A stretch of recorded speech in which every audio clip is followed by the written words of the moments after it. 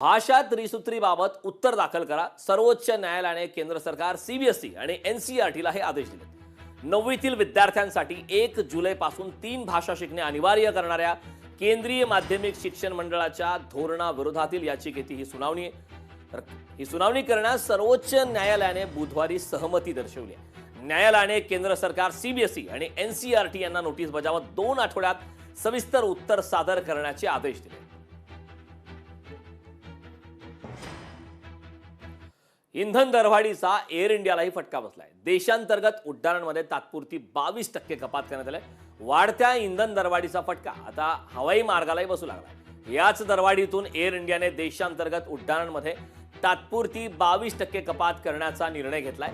टाटा समूहाच्या मालकीच्या या विमान कंपनीने जून ते ऑगस्ट 2026 या कालावधीत काही निवडक मार्गावरील उड्डाणांची वारंवारता कमी करण्याचं जाहीर केलं. लोकशाही मराठी ऐका, पहा, जागरूक रहा.